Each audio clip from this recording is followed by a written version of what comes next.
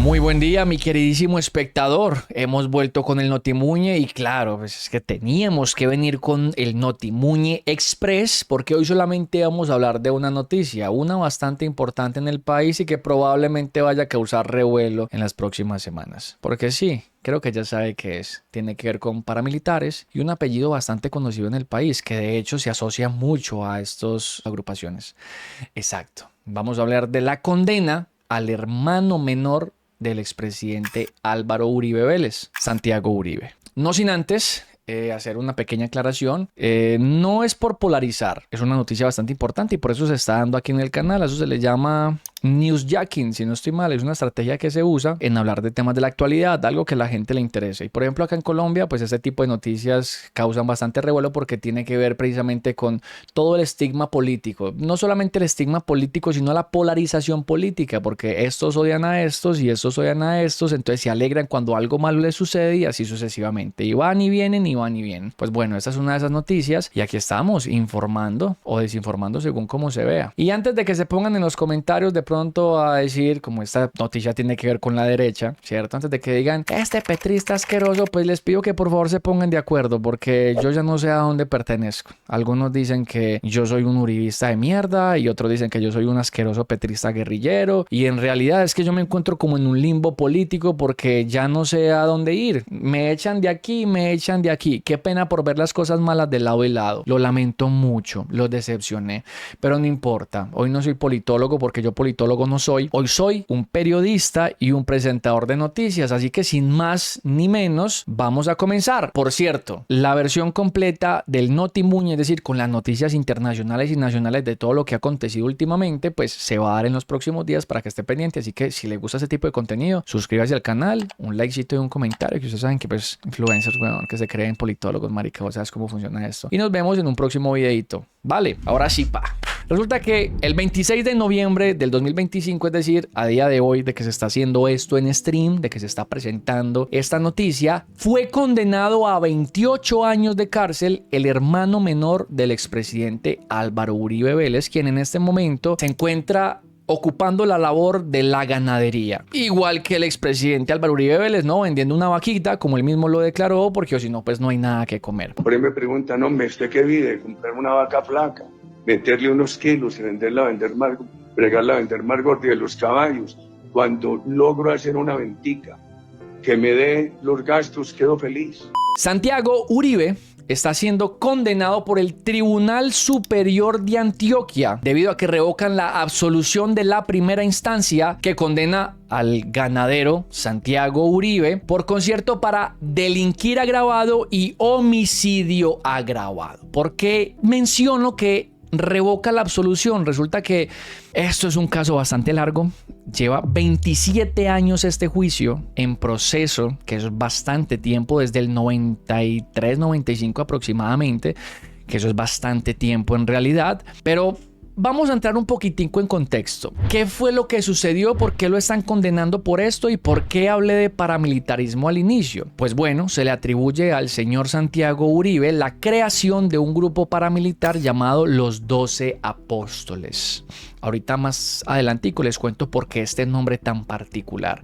Este grupo se creó y operó en la zona de Yarumal, Antioquia. Por cierto, un saludo para toda la gente de Yarumal. Quizás ustedes saben más acerca de esto que les voy a hablar que yo mismo, que no soy de Yarumal. Resulta, muchachos, que en Yarumal, en aquel entonces, cuando se conformó este grupo, fue asesinado a tiros un señor llamado Juan Camilo Barrientos Durán. Este señor era un conductor de las famosas escaleras. Las escaleras son como unas chivas, de pronto para la gente que no sea de acá de Colombia, no sé cómo les digan a este tipo de vehículos en otros países, pero aquí pues les voy a dejar una imagencita. Las escaleras son muy comunes en los pueblos. Es donde la gente por lo general monta los mercados, porque pues son bastantes, son sus costalados para llevar a las veredas. Entonces los transporta del punto A al punto B. Resulta que Juan Camilo Barrientos Durán era un conductor de una de estas escaleras y cubría la ruta de Yarumal y Campamento. Campamento es un pueblo que queda cerca de Yarumal, también muy bonito. He tenido la oportunidad de estar por allá, así que un saludo a toda la gente de Campamento. Resulta que un día cualquiera, el señor Juan Camilo se encontraba conduciendo su escalera, en la cual es abordada por dos sicarios que llegan en moto, se suben al vehículo, sacan un revólver y le disparan a este sujeto.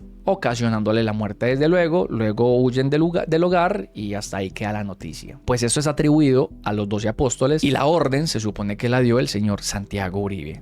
Ojo, yo no estoy inventándome nada de lo que estoy diciendo. Toda esta información la pueden encontrar ustedes en medios de comunicación. Búsquenlo ustedes mismos, diferentes tipos de periódicos. Además de que hay declaraciones, las cuales ya voy a leer, de personas bastante importantes. Quiero que sepan que yo aquí no me estoy inventando nada. Esto es lo que salió en diferentes medios de comunicación, incluyendo la transcripción de las mismas declaratorias de estas personas. Entonces, la muerte de Juan Camilo se le atribuye a los 12 apóstoles bajo la orden de Santiago Uribe, aunque inicialmente en esa época no fue así. Se lo estaban atribuyendo a miembros de la guerrilla. Resulta que cuando todo esto sucede, el señor Santiago, por allá entre el 93 y el 95, comienza a ser investigado y lo llaman a rendir indagatoria por el tema del accionar de los 12 apóstoles. Pues resulta que en 1999 el caso sencillamente es archivado por falta de pruebas. No tenemos pruebas suficientes de que en realidad este man tiene que ver con este grupo paramilitar, de que está involucrado con la muerte de Juan Camilo. Creo que lo mejor es que lo dejemos así. Y es hasta el 2010, 11 años después, que se reabre el caso, porque aquí es donde viene uno de los personajes claves, el mayor Juan Carlos Meneses de la Policía Nacional de Colombia. Este mismo personaje rendiría declaraciones tiempo después en la JEP. La JEP es esta organización que se crea en el momento en que se firma la paz con la guerrilla, básicamente para que las personas se acojan a dar declaraciones, de que cuenten dónde están las fosas comunes, de con quién trabajaron, para poder esclarecer la verdad, ¿sí? Básicamente de todo lo que ha sucedido durante esos conflictos tan ridículos y asimismo nocivos y dañinos que han sacudido el país desde tiempos, desde antaño, ¿no? Desde hace un montón de tiempo, porque eso no es nada nuevo aquí en el país, lastimosamente. Pues bueno, Juan Carlos Meneses rendiría declaratoria tiempo después en la JEP, pero vámonos a lo interesante que es, bueno, ¿y quién es el señor Juan Carlos Meneses? ¿Qué fue lo que dijo? ¿Por qué esto lleva prácticamente a la condena de Santiago Uribe? Pues resulta que el señor Meneses llega como teniente, es decir, como oficial, a Yarumal. Él pues obviamente estaba a cargo en ese momento de la estación de policía de Yarumal, hasta donde tengo entendido, y su historia es bastante interesante porque resulta que justo por esa época se conforma el grupo paramilitar de los 12 apóstoles y Meneses comienza a tener mucha cercanía con Santiago Uribe. En esa época Santiago Uribe vivía en una finca, una de las 4 fincas enormes que posee la familia Uribe, ¿sí? Del expresidente Uribe Vélez, que se llama La Carolina. Básicamente esa era la oficina en donde se reunían a decir quién muere, quién vive, este es objetivo militar, qué es lo que vamos a hacer, y como si fuera poco, era un campo de entrenamiento para este grupo, para sus militantes, digámoslo así, para sus soldados. Dicho por el mismo Juan Carlos Meneses, quien en una de sus declaraciones, que ahorita voy a leer la transcripción, decía que la finca era tan grande que tenía su propia plaza de toros, donde obviamente pues entrenaban los toreros, llevaban toritos y toda la cuestión, pero a un lado de esa plaza de toros, en un terreno que tenían, entrenaban a los soldados. El mismo Santiago Uribe fue quien le confesó esto al entonces teniente Meneses de la estación de la policía en Yarumal. Bueno, vámonos ahora sí a materia. Resulta que en palabras del mismo Meneses, y por lo que básicamente se termina llegando a estas conclusiones, es que el primer operativo en el que se vio inmerso Meneses, que a mí me parece que en realidad con su transcripción, bueno, la que les voy a leer ahorita, intentó lavarse un poco las manos, pero pues ustedes ya van a poder tener su propia opinión sobre esto. La primera fue que Santiago Uribe se acercó a donde el teniente a decirle que tenían un problemita con unos manes que estaban extorsionando a un amigo de ellos. Si mal no recuerdo, porque eso no es un noticiero totalmente serio, eran de apellido Palacios. Y ojo, porque ese apellido va a ser importante en el nombre que se le da a la agrupación paramilitar. Llega Santiago Uribe, cita al entonces teniente y le dice: hermano, lo que pasa es que a unos amigos míos los están extorsionando y nosotros les vamos a poner una trampita para que nos colabores, por favor, para que nos ayudes, queremos hacer esto de la mejor manera posible. Y el teniente le dice: sí, claro, de una. mis policías están a su disposición, ¿qué es lo que hay que hacer? No, vea, nosotros les vamos a poner una trampa, les vamos a hacer que les vamos a pagar la plata, que en ese momento estaban pidiendo 4 millones de pesos, estamos hablando de por allá del 93, 4 millones era mucha plata, mucho dinero, por unos 15 millones quizás. Entonces, vea, nosotros le vamos a mandar esa plata, pero en el momento en que salga el man que está extorsionando, pues la idea es que lo capturemos, y entonces teniente le dice, sí, de una, cuente conmigo, yo le mando personal de aquí de la policía para que le colabore con eso. Listo, hermano, muchísimas gracias. Cuadran el operativo. Dicho y hecho, se reúnen cierto día, llegan 2 extorsionadores y en el momento en que les van a dar el dinero, salen de la nada los miembros que pues habían organizado prácticamente la captura, pero no a capturar a nadie, sino a disparar. Asesinan a la persona que estaba recibiendo el dinero y el segundo hombre sale corriendo por las veredas y se alcanza a volar. Llegan donde el entonces teniente Carlos Meneses y le dicen, papi, matamos a uno, hermano. Y él le dice, no se preocupe, hágale, que lo pasamos ahí por un positivo pues de la policía, obviamente por el operativo, de que pues sí, dimos con un extorsionador y que se desató una balacera y le dimos de baja. Sí, hermano, pero tenemos otro problema, es que un man se nos voló y ya sabemos dónde está. ¿Nos va a colaborar, por favor? Que necesitamos cogerlo. Sí, papi, claro que sí. Yo les mando personal y en este caso envió personal con los fusiles de la misma estación y con una mini Uzi. Llegan a la finca donde se estaba escondiendo este segundo personaje. Todos estaban encapuchados, tienen que saberlo, estaban todos encapuchados con fusiles, con armas largas, con la mini Uzi que les había hablado y con botas militares. Supongo pues que no obviamente con el uniforme, sino que iban pues con jeansito o joggers, vaya uno a saber. Llegan a la finca, hacen un disparo, sale la familia de la finca, entre ellos estaba el man, el presunto extorsionador, el papá, la mamá y 4 niños pequeños que vivían todos en la finca. Pues delante de todo el mundo le disparan a quemarropa al presunto extorsionador, al papá del extorsionador, y les da por hacer unos cuantos tiros de manera random, pla, pla, pla, pla, y terminan hiriendo a 2 de los 4 niños, parce, con balas de fusiles. Después de esto es que se forma el meollo. Aquí es donde viene lo verdaderamente jodido del asunto y el por qué todo esto. Yo creo que por qué terminó declarando el señor Meneses ante la JEP, ¿no? Para buscar un poquito de beneficio también de manera individual. Pues resulta que uno de los fusiles con los que fueron a asesinar a esta gente, no a capturarla, era el fusil personal del entonces teniente Juan Carlos Meneses. Pero ¿cómo se dan cuenta de ello? Pues pasa lo siguiente. Después de que se realiza la masacre, porque eso fue una masacre, llegan obviamente los organismos de investigación, van a hacer el levantamiento y resulta que una de las niñas, que no estaba herida, por jugar, por matar el tiempo, se puso a recoger las vainillas, o lo que se conoce comúnmente como los casquillos. Pues las vainillas tienen números de serie, por si ustedes no sabían, que corresponden a los lotes de munición que fueron entregados. Pues si fueron hechos, por ejemplo, por Indumil, esas cosas, pues ahí está. En realidad no sé cómo trabaje el CTI, la fiscalía de esas vainas, pero pues es la noticia, lo que pude encontrar en diferentes medios de comunicación, ¿sí? En diferentes medios informativos. Resulta que se pusieron a hacer la investigación y las balas o el lote tenía que ver con la estación de policía de Yarumal y correspondía precisamente al fusil del teniente Juan Carlos Meneses. Ojo. Ojo que ahí no termina nada, ojo que ahí no termina todo, porque claro, ellos van, asesinan a estas personas, luego los policías que él prestó para que fueran a hacer el operativo bajo el mando de los 12 apóstoles, llegan a la estación, entregan las armas, y ahí papi, pasó esto y esto, esa gente tuvo que matarla, huevón, eso un mierdero, bueno, lo que sea que tuvieron que hacer. Y entonces a Juan Carlos Meneses se le ocurre la maravillosa idea de decir, listo, no pasa nada, atribuyámosle esta masacre a la guerrilla, y saca un comunicado oficial diciendo que la guerrilla había perpetrado una masacre en la vereda Las Ventanitas, si mal no recuerdo, allá mismo en Yarumal. Ese fue el comunicado oficial. Lavemos las manos. A ver, que yo no voy a limpiar el nombre de la guerrilla. La guerrilla también ha hecho cosas terriblemente, pero en esta ocasión no fueron ellos, ¿no? O sea, pero no los voy a sacar en blanco. Esa gente también, Dios mío, weón. Es que, como dirían mis amigos rolos, se dan garra. Vamos a leer la transcripción oficial de las declaratorias del señor Juan Carlos Meneses sobre la historia que les acabo de contar, como para nutrir un poquitico más. Listo. Horas antes, Santiago, es decir, Santiago Uribe, me llama y me dice, venga Meneses, vamos a armar un operativo contra un extorsionador al que le tienen que entregar una plata un amigo, el dueño del restaurante Las Rocas en Yarumal. Entonces colabóremele. Claro que sí, Santiago, tranquilo, hágale. Dice Juan Carlos, yo fui y le recibí la declaración al hombre. Me dijo, sí, a mí me toca entregar una plata, me están extorsionando.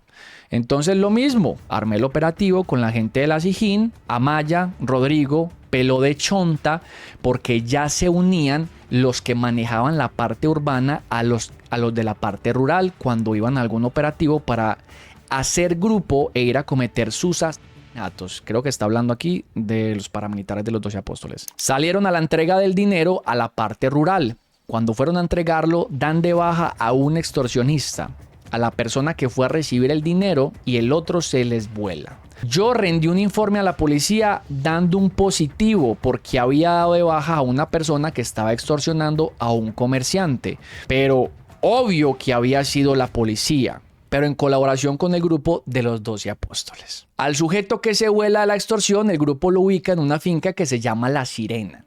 Entonces Amaya llega y me dice, venga mi teniente, lo que pasa es que ya sabemos dónde está la persona de la extorsión que se nos voló. Pues si está ubicado, vayan y lo capturan. Era un procedimiento legal, porque si estaban extorsionando al comerciante y lo habían pillado, la lógica era que fueran a capturarlo. Amaya armó el operativo, pero la verdad yo nunca me imaginé que tenían pensado hacer una masacre. Yo cómo los iba a mandar a masacrar, porque iban a una finca y había posibilidades de que hubiera otros civiles, y preciso que ahí habían niños.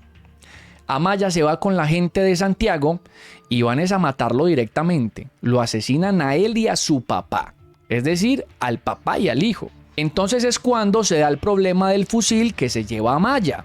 Afortunadamente, cuando lo interrogaron a él, Amaya me salva y dice la verdad porque a él le preguntan, ¿el teniente Meneses estuvo allá? Y él contesta, no, el teniente nunca fue. Ahí es donde viene el problema de lo de las vainillas del fusil y hay un escándalo a nivel policial por lo de los niños que resultaron heridos. Además de que yo rindo un informe diciendo que son las FARC y que viajaron encapuchados. Lo que les conté ahorita, las vainillas fueron recogidas por una de las niñas de la casa, y en las declaraciones la esposa del señor, porque la esposa quedó viva, dice que tenían botas y armas largas como las que usan los soldados. Lo que les conté ahorita, al analizar las vainillas, pues se dan cuenta que pertenece todo al entonces teniente Meneses. Porque no fue lo único que se hizo en compañía de los 12 apóstoles. Listo. Vamos a hablar un poquitico acerca de las declaraciones que dio la esposa del difunto señor y de la mamá de aquel que estaba extorsionando. Esta es la historia. Estábamos acostados cuando yo oí un tiro. Entonces yo le dije a mi esposo, ay mi hijo, oí un tiro y es como por acá cerquita. Los perros estaban ladrando muchísimo. Entonces mi esposo me dijo, mija, tirémonos al suelo. Yo le contesté, ya no tenemos escapatoria, nos van a matar. Llegaron ahí mismo y nos gritaron que saliéramos, que si no salíamos entonces nos tiraban una granada. Salimos, nos dijeron que tuviéramos las manos en alto, es decir, las manos arriba, y que saliéramos rendidos. Mi esposo se arrodilló y les dijo que por favor no lo mataran, que se fijaran que habían muchos niños pequeños. Con esas súplicas no nos valió. Luego de esto los mataron a los dos. Los 5 niños, no eran 4, mala mía que desinformé, lloraban aterrorizados y tuvieron que observarlo todo. De ellos, 3 fueron heridos aparentemente por balas al azar. Ojo que aquí viene otra vaina, ¿no? A la señora, después de que asesinan a los 2 miembros de la familia, le dicen, entreguen las armas o si no también usted se muere. Y yo le dije, aquí no hay armas, lo único que tenemos es una escopeta. Se la llevaron. De esta manera continuó su relato. No sé quiénes son. Ellos estaban encapuchados y no les vi la ropa porque estaba muy oscuro. Después de cometer el doble crimen, los asesinos entraron a la casa, causaron destrozos y antes de irse le ordenaron a la señora, que responde al nombre de María Lucía, que no saliera. Pues resulta que la señora tuvo que esperar dentro de la casa con los niños que se estaban desangrando por las heridas de bala hasta que amaneció. Ahí fue cuando pudo llevarlos por fin al hospital. Meneses, el entonces teniente, habría escrito un informe al alcalde de la ciudad en el que señaló lo siguiente. Se tuvo conocimiento que por atentado de los subversivos fue muerto el señor Jorge Quintero Zapata y Javier Quintero Olarte, hijo del antes mencionado. Según informaciones, fueron sacados de sus residencias por un grupo de 6 hombres aproximadamente, quienes dijeron pertenecer al Frente 36 de las FARC, y posteriormente causándoles la muerte por impacto de arma de fuego. Importante esto que estoy diciendo aquí al final porque lo que les conté al inicio del asesinato del conductor de la escalera, se dio precisamente porque la agrupación de los 12 apóstoles había señalado al señor Juan Camilo de que era un colaborador de la guerrilla y que tenían que darle de baja. Si se confirmó o no, pues no tengo ni idea, se escapa de verdad de mis manos, pero pues es la información que logré encontrar. Ahora, ¿cómo se termina destapando todo esto, muchachos? Pues, ¿cuál fue el problema real? ¿Qué fue lo que sucedió? ¿Sí o qué? O sea, porque aquí estamos viendo un caso, pero no fue por eso que se destapó toda la vaina. ¿Cómo se destapó esto? Pues bueno, regresamos prácticamente a las declaraciones que dio el entonces teniente. ¿Cuál fue el problema que yo tuve? Una muerte que sucedió ahí. A mí me dijeron: vamos a darle a un guerrillero que está en la terminal de transportes. Nuestra cooperación consistía en que yo no permitiera que la policía saliera a reaccionar, porque yo sabía que el grupo de Santiago iba a matar a ese guerrillero. Yo lo hablo con Rodrigo, quien me explica: vamos a hacer este trabajo, colabóreme porque va a ser cerquita a la estación de policía. Meneses le dice: uy, hermano, no. Papi, es que es la única oportunidad porque es ahí donde va a estar, en la terminal de transportes. Listo, hágale pues que yo guardo a la policía. La terminal, o bueno, el terminal queda a 3 cuadras del comando de policía. Ni siquiera es un CAI, es un comando de policía. Y resulta que el tipo se da cuenta de que lo van a matar y arranca a correr para el comando de policía. Cuando nosotros escuchamos los tiros, los oímos prácticamente ahí en el comando, ahí cerquita, y lo asesinan a 1 cuadra. Entonces los policías empiezan a hablar entre ellos: mi teniente, salgamos. Y yo: no, espere que es que de pronto eso es un cazabobos. Un cazabobos es precisamente para que la policía no se atrinchera y salga y pues los ataquen. O sea que en esa época las tomas guerrilleras en los pueblos, eso era muy bravo. Entonces, no, pero pues obviamente el teniente sabía, ¿no?, que eso no era un cazabobos. No, espere que de pronto es un cazabobos. Los policías siguen insistiendo: hey papi, salgamos pues, huevón, salgamos. Y el teniente le dice: no salgamos, papi. No salgamos porque nos están picando a arrastre. De pronto nos matan a nosotros. Textualmente: no era difícil entender que en un pueblo con tanta confrontación, que por cierto Yarumal y Campamento fueron pueblos repletos de guerrilla, la policía prefiriera quedarse resguardada que arriesgarse a salir. Ya cuando todo terminó, salimos y encontramos al tipo muerto, apenas a unos pasos del comando de policía. Los noticieros obviamente se enteraron. ¿Y qué hicieron? Pues el noticiero NTC Noticias de Daniel Coronel llegaron con sus periodistas y el camarógrafo. Mostraron la sangre del muerto y al comando de la policía ahí cerquita. Resaltaba obviamente en su nota periodística que la policía no reaccionó, no hizo absolutamente nada. Y era porque teníamos ese convenio con Santiago de no reprimir al grupo, es decir, al grupo paramilitar, de dejarlo actuar y salir cuando ya las cosas se habían hecho. Eso fue un escándalo. Dice: miren, aquí está la sangre de esta persona y aquí está el comando de la policía. Y la policía no hizo nada. Nos dieron muy duro. Ese es el comienzo del fin para mí. El caso se destapa y empieza a tomar fuerza los rumores de que la inoperancia de la policía no es por falta de capacidad. Esto el 1 de mayo de 1994. ¿Qué es lo que sigue acá?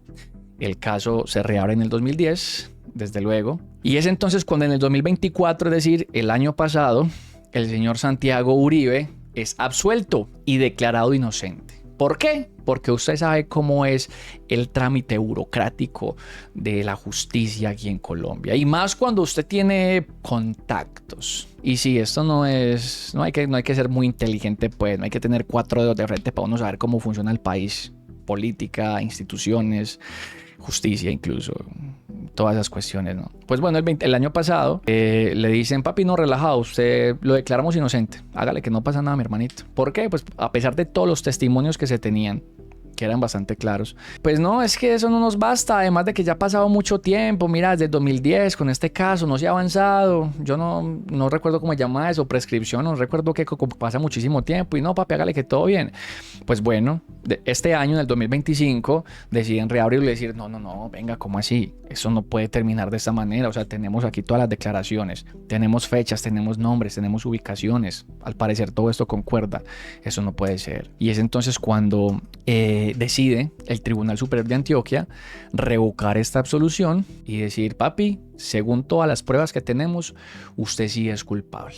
Pues bueno, les cuento que el grupo se llamaba Los 12 Apóstoles porque uno de los miembros era un sacerdote. de apellido Palacios. ¿Recuerdan que les dije que ese apellido iba a ser importante en el futuro? Pues bueno, era un sacerdote. Y resulta que ese sacerdote tenía una Biblia hueca, hacia el estilo de películas de mafia, ¿sí? Era la Biblia, pero las hojas existían, pero tenía un hueco con la silueta del arma que guardaba dentro de ella. Es por eso que el grupo paramilitar adopta el nombre de los 12 apóstoles, gracias al sacerdote que al parecer no intervenía entre la divinidad y los actos que se encontraban haciendo. Y vea, antes de que ustedes se pongan a alegar ahí en los comentarios, parce, de que Uribe, que es que lo que tienen que hacer con los criminales, que yo no sé qué, que... Papi, usted y yo podemos estar de acuerdo en muchas cosas, pero en el daño colateral no. Eso se convirtió, la pelea entre la guerrilla y los paramilitares y el ejército y la policía y todas esas cuestiones, se convirtió más que todo por un tema de poder. Por un tema de ustedes ocupan este lugar, pues ahora lo vamos a ocupar nosotros, porque ahí se mueve plática de por medio, ¿sí o qué? Pues les cuento, les voy a contar aquí nomás por encima, esto ni siquiera lo preparé, pero lo leí en uno de los documentos oficiales. El señor Meneses, es que el señor Meneses tiene una cantidad de declaraciones, papi, transcritas, la pueden buscar en internet, pero resulta que el señor Meneses cuenta también una historia en compañía de alguien al que no le revelan el nombre, era un testigo anónimo, que se cree que era el escolta del entonces teniente Meneses.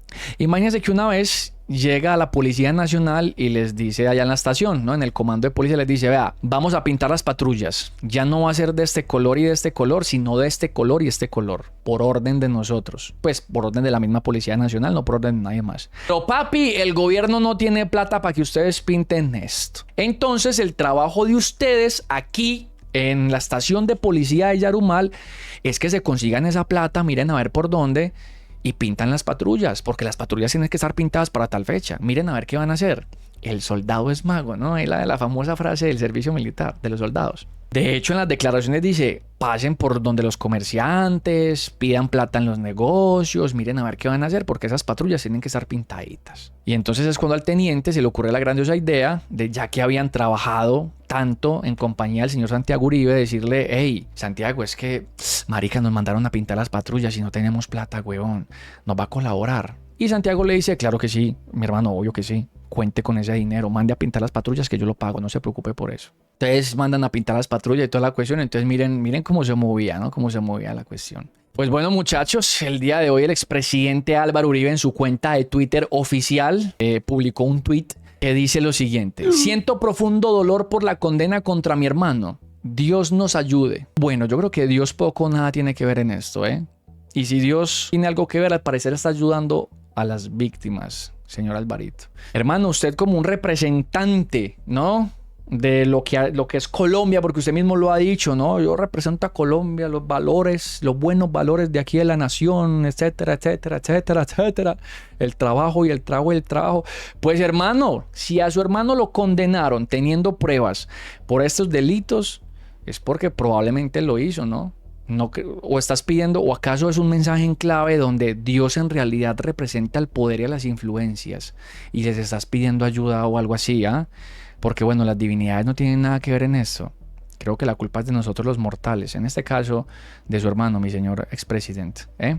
Aquí termina este noticiero express dando una noticia bastante relevante para el país.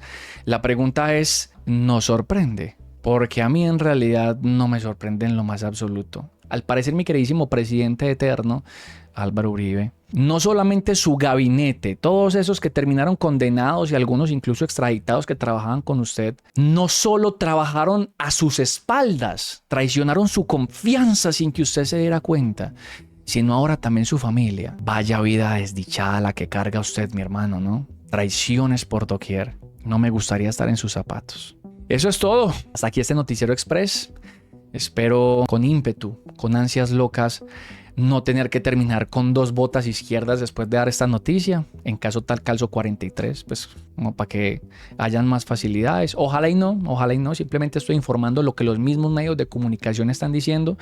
Vuelvo y le repito, yo no me inventé absolutamente nada de acá. Eso lo pueden encontrar ustedes en los diferentes medios de comunicación, sean de izquierda, de derecha, de centro, de lo que sea. Ahí tienen la información y tienen las transcripciones de las declaraciones del señor Meneses, que se retiró siendo un mayor de la policía y también rindió indagatoria en la JEP. Muy importante, antes de despedir ese Noticiero Express, no estoy intentando lavar la imagen de ningún grupo delictivo del país. Ni guerrilla, ni paramilitar, ni las FARC, el ELN, Paracos, que el Frente ellos no sé. No, porque para mí lo que está mal, sencillamente está mal. Marica, lo que está mal, sin importar si viene de la izquierda o de la derecha, hombre. Sean conscientes, Dios mío, piensen por ustedes mismos, que el hecho de que pertenezcan a una hijueputa corriente política, un movimiento político, no significa que todos los que pertenecen ahí son buenos, hombre. Hay malos aquí y allá y hay buenos aquí y allá. No sea ridículo, mi amor. Sí, tengo un poquitico de conciencia. Entonces, antes de que se pongan los comentarios, sí, hijo de puta, Petro guerrillero, que ojalá lo metan a la cárcel, pues papi, el marica la debe que lo metan a la cárcel. A mí me tiene sin cuidado. ¿Y sabe qué? Petro, si usted la llega a cagar, parcero, si no es que ya la cagó y lo meten a la cárcel, aquí voy a estar cubriendo la noticia y la voy a dar de la misma manera que di esta, mi hermanito, listo. Entonces, cuídese, que yo sé que usted no quiere tampoco salir acá, haga las cosas bien, si es que las viene haciendo bien, ¿no? Porque si ya la cagó, papi, pues ay, que fue guerrillero, sí, papi, tranquilo, investigue, él ya pagó un canazo por eso, listo, ya estuvo en la cárcel por eso. Ahora, si la cagó después de que salió de allá, pues marica, que lo vuelvan a meter, que lo vuelvan a guardar, yo no tengo problema con eso y aquí vamos a estar siguiendo, cubriendo este tipo de noticias. Sin embargo, sé que después de esa aclaración igual se va a alborotar ahí los comentarios, pero pues no importa, la noticia había que darla, ¿no? No siendo más, hasta una próxima emisión del Notimuñe, que probablemente salga en los próximos días, y ahí sí vamos a cubrir varias noticias internacionales y nacionales. Tenemos que hablar de Yarumal también, en donde encontraron 17 niños secuestrados por una secta ultra ortodoxa judía. Los niños tenían hasta boletín de la Interpol porque eran buscados de manera internacional. O sea, hay muchas cosas de las cuales hablar. No siendo más, que tenga un bonito día. Recuerde no obrar mal. Recuerde hacer las cosas bien para que usted el día de mañana no sea la noticia que tenga que cubrir. Hasta una próxima ocasión. Un beso y un abrazo.